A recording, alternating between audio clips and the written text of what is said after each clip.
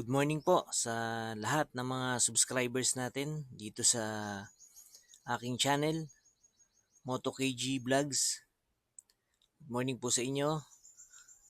Ang video po natin ngayon ay spark plug replacement ng Suzuki APB van. Ito po ay medyo mahirap kumpara sa spark plug replacement ng kotse.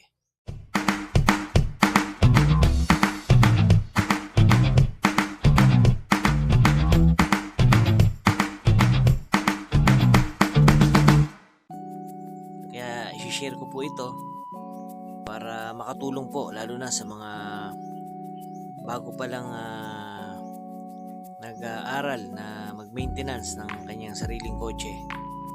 Ito po ay DIY para maiwasan natin ang gastos na hindi na kailangang dalhin pa natin sa shop ang ating kotse para palitan ng spark plug. Okay, start na po tayo. Prepare po muna natin mga tools na kailangan. Ang wrench na pang pull out ng spark plug at ang socket number 10 at ang extension. At ito naman po ang mga spark plug na gagamitin natin. Original po na Suzuki NGK. Okay, una po sa lahat, alisin muna natin itong power steering fluid container. Meron po itong dalawang bolt na kailangan alisin natin. Number 10 po ang kailangan nating socket wrench.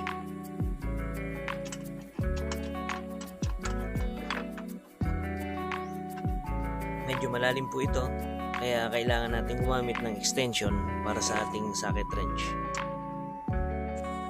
Okay, ngayon po aalisin naman natin ang metal na cover protector na ito. Yan, number 10 bolts po ito. 5 yan, kaya kailangan uli natin ng socket wrench.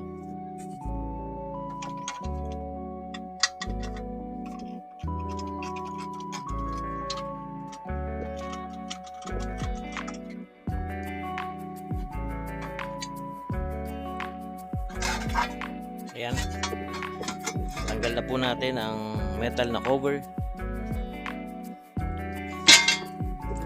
So ayan, nakita na po natin, naka-expose na ngayon ang ignition coils at mga high tension wires. Okay, una, susunod po alisin naman natin ang mga ignition coils. Punutin na po natin ang high tension wire.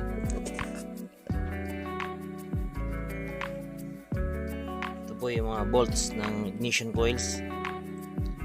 Number 10 po uli ang kailangan nating socket. Tanggalin na po natin ang mga bolts ng ignition coil.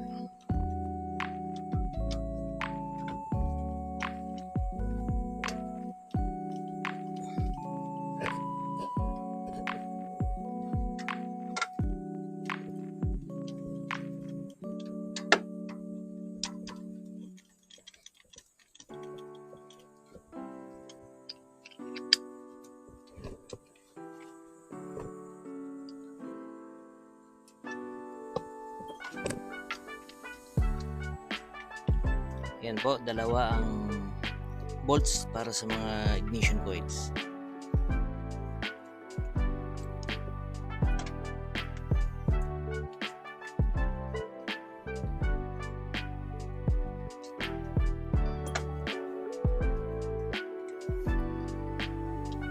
Lagay lang po natin sa isang maliit na plastic container lahat ng bolts na tinanggal natin para hindi rin tayo mahirapang hanapin pagbalik.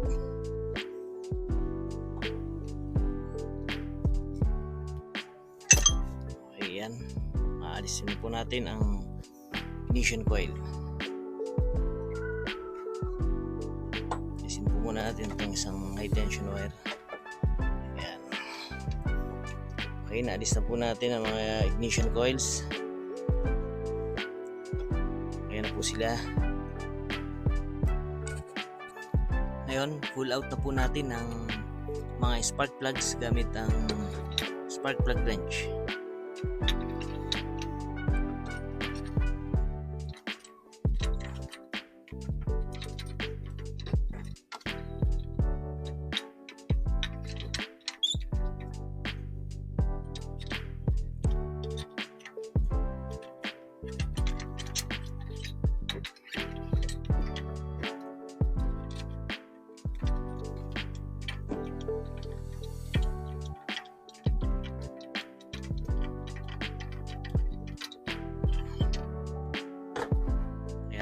Tatanggal na po natin ang mga spark plugs.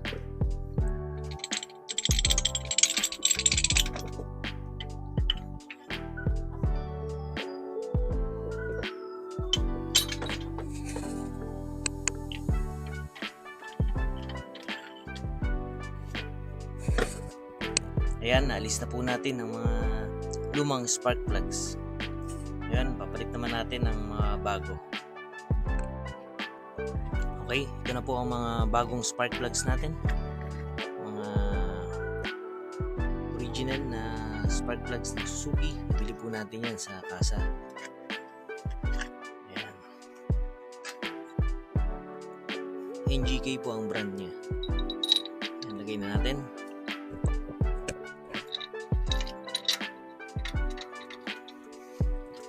Be sure lang po na matagal nating iikutin yan para siguro natin na nakatama ang kanyang thread.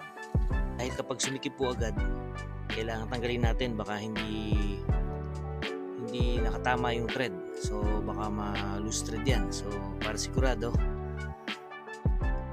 kailangan maraming ikot siya at malambot lang hanggang sa sumikip.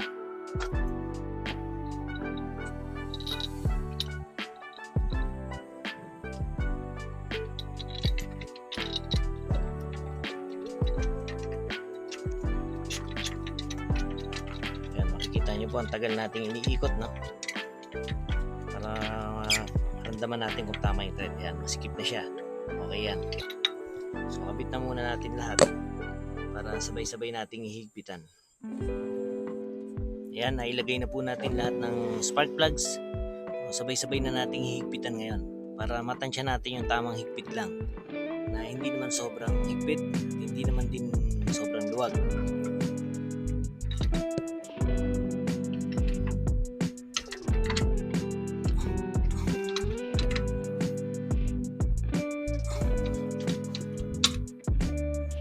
Ito po ang ginagamit ko para masiguro ko na hindi naman sobrang higpit. Maramdaman ko po yung tamang higpit lang.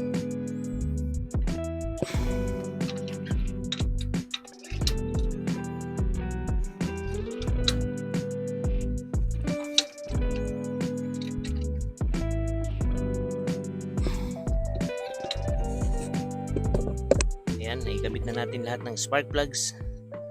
Babalik na natin ngayon ang ignition coil at mga high tension wires. Ayan. Be sure lang po na naidiin natin ang gusto. Maririnig natin na lumagitig, tumunog siya. Ayan. Okay, ito yung ignition coil.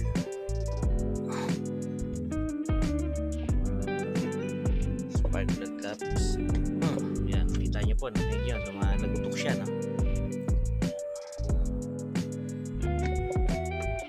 Okay, siguruhin po nating ma-skip lahat at nakapasok ng gusto. Balik na natin ngayon ang mga bolts ng ignition coils.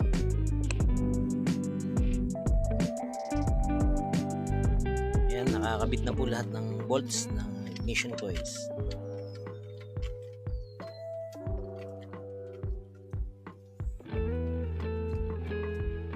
Higpitan na po natin ang mga bolts. Tamang higpit lang din.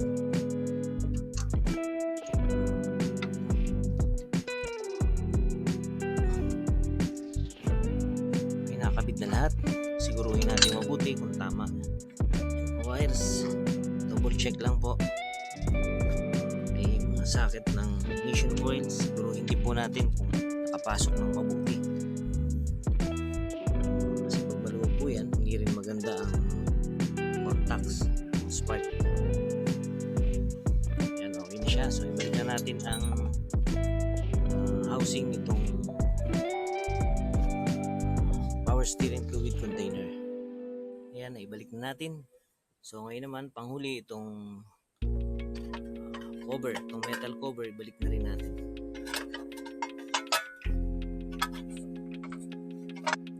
Ayan, tapos na tayo. Pwede na nating paandarin. Thank you so much for watching po. Sana po ay paki-like and subscribe ang aking channel, Moto KG Vlogs, para para updated po kayo sa mga susunod pa nating mga videos sa technical, sa motorcycle maintenance and car maintenance, para maiwasan po natin gumastos.